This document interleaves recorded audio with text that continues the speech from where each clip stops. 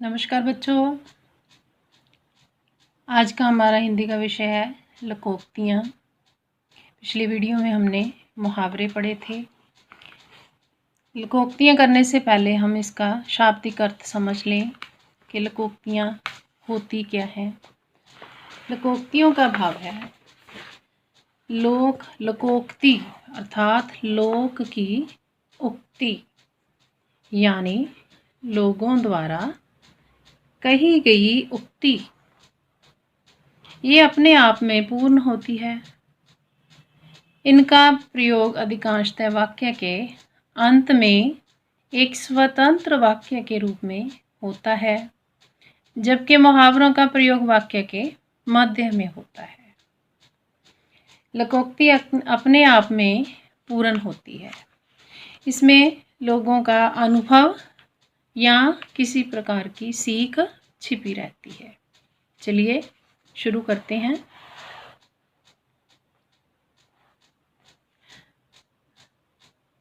अकेला चना भाड़ नहीं फोड़ता। अकेला व्यक्ति कुछ नहीं कर सकता। समाज की बुराइयों से लड़ने के लिए हम सबको एक होकर आगे बढ़ना होगा। तुमने तो सुना ही होगा कि अकेला चना भाड़ नहीं फोड़ता। अब पछताए होत क्या जब चिड़ियां चुग गई खेत। अवसर निकलने पर पछताने का कोई फायदा नहीं, ये इसका अर्थ है। और वाक्य क्या बना सकते हैं हम? पूरे वर्ष तो मौज मस्ती करते रहे, अब परीक्षा के दिन में घबरा रहे हो। मोहित अब पछताए होत क्या जब चिड़िया चुग गई खेत। भाव समय निकलने पर पछताने का कोई फायदा नहीं होता। अपनी करनी पार उतरनी, इसका अर्थ है अपने कर्मों के अनुसार फल पाना। तो मेहनत करता है वह सफल होता है। जो मेहनत करता है वो सफल होता है। अपनी करनी पार उतरनी तो सबके ऊपर लागू है। अधजल गगरी छलकत जाए। भाव क्या है? ओछा व्यक्ति अधिक दिखावा करता है। विज्ञान की परीक्षा क्या पास कर ली, तुम तो स्वयं को डॉक्टर समझने लगे। सच ही है, अधजल गगरी छलकत जाए। जैसे घड़े में या गागर में पानी कम हो तो चलते समय वह छलकता रहता है, इसी प्रकार ओछा व्यक्ति भी दिखावा करता है। अपना हाथ जगन्नाथ, परिश्रम में ही सफलता होती है। दूसरों की कृपा पर जिंदा रहने से तो अच्छा है परिश्रम करके खाओ, क्योंकि अपना हाथ जगन्नाथ। एक अनार 100 बीमार, वस्तु कम चाहने वाले अधिक। देश में बेरोजगारी इस कदर बढ़ गई है कि एक पद के लिए हजारों आवेदन पत्र आ जाते हैं। इसे कहते हैं एक अनार 100 बीमार। एक तो करेला, दूजे नीम चढ़ा। एक तो दोष पहले ही था, उस पर दूसरा दोष भी लग जाना। ये इसका अर्थ है। वाह केशव, बहुत अच्छे। तुम क्रोधी तो थे ही, अब लड़ने झगड़ने भी लगे। इसे ही कहते हैं एक तो करेला, दूजे नीम चढ़ा। आसमान से गिरा खजूर में अटका। एक मुसीबत से छूटकर दूसरी मुसीबत में फंस जाना। जगदीश की जेब बस में कटने से बची तो रास्ते में उसे डाकुओं ने घेर लिया। इसे कहते हैं आसमान से गिरा खजूर में अटका। एक पंथ दो काज, एक ही काम से दो लाभ होना। मैं तो बाजार हिंदी की पुस्तक लेने गई थी, परंतु रास्ते में सहेली से मुलाकात भी कर ली।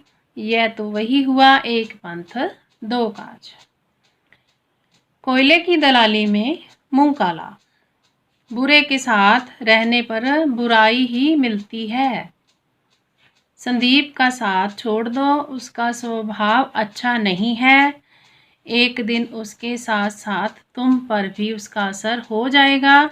जानते नहीं कोयले की दलाली में मुंह काला होता है। जैसे कोयला काले रंग का होता है और अपनी कालख छोड़ ही देता है, इसी प्रकार बुरे व्यक्ति का साथ हमारे पर भी प्रभाव डाल ही देता है। कंगाली में आटा गीला। मुसीबत में और मुसीबत आना। पिताजी की बीमारी के से सारा घर परेशान था, ऊपर से चोरी हो गई। इसे कहते हैं कंगाली में आटा गीला होना। ऊंची दुकान, फीका पकवान। प्रसिद्धि के अनुरूप ना होना। चित्रा अपनी सखियों की प्रशंसा करते नहीं थकती थी, पर जब मैं उनसे मिली तो सारी असलियत मेरे सामने आ गई। इसे कहते हैं ऊंची दुकान, फीका पकवान। खोदा पहाड़, निकली चुहिया। परिश्रम अधिक, फल कम। सारे साल परिश्रम करने के पश्चात भी जब मोहन को व्यापार में कम लाभ हुआ तो उसके मुंह से यही निकला, खोदा पहाड़, निकली चूहिया। खिसियानी बिल्ली, खंबा नोचे। अपनी खीज निकालना। अध्यापक की डांट का गुस्सा अपने मित्र पर क्यों निकाल रहे हो? सच ही है, खिसियानी बिल्ली खंबा नोचे। खरबूजे को देखकर खरबूजा रंग बदलता है। एक को देखकर दूसरा भी वैसा ही बन जाता है। घर में बड़ा भाई अगर सही रास्ते पर नहीं चलेगा तो छोटा तो अपने आप ही बिगड़ेगा, क्योंकि खरबूजे को देखकर खरबूजा रंग बदलता है। नेक्स्ट है घर की मुर्गी दाल बराबर। इसका अर्थ क्या है? घर की वस्तु या व्यक्ति का आदर नहीं होता। सविता बाहर तो एक समाज सेविका के रूप में खूब आदर पाती है, परंतु घर में उसकी दशा एक नौकरानी से अधिक नहीं है। सच ही है, घर की मुर्गी दाल बराबर। नेक्स्ट है घर का भेदी लंका ढाए। अपनों द्वारा हानि पहुंचाना। व्यापार बहुत तेजी पर था, परंतु अचानक पड़े छापे ने हमें डुबो दिया। पिताजी समझ गए कि ये उनके पार्टनर का ही काम है। सत्य ही है, घर का भेदी लंका ढाए। छोटा मुंह बड़ी बात। अपनी योग्यता से बढ़कर बोलना। रमेश केवल 10वीं पास है और 12वीं कक्षा के छात्र को ट्यूशन पढ़ाने की बात सोच रहा है। यह तो छोटा मुंह बड़ी बात हुई। पराधीन सपने हूँ, सुख नाही। पराधीनता में सपने में भी सुख नहीं मिल सकता। चिड़िया को चाहे सोने के पिंजरे में रखो तब भी वह उड़ना चाहेगी, क्योंकि वह जानती है पराधीन सपने हूँ, सुख नाही। हाथ कंगन को आरसी क्या? प्रत्यक्ष को प्रमाण की आवश्यकता नहीं होती। अगर तुम्हें मेरी बात पर विश्वास ना हो तो चल कर देख लो, हाथ कंगन को आरसी क्या। सांच को आंच नहीं। सच्चा व्यक्ति किसी से नहीं डरता। दिव्या ने कुछ गलती नहीं की, इसलिए उसे डर भी नहीं है, क्योंकि सांच को आंच नहीं होती। नेकी कर दरिया में डाल। उपकार करके उसे जताना नहीं चाहिए।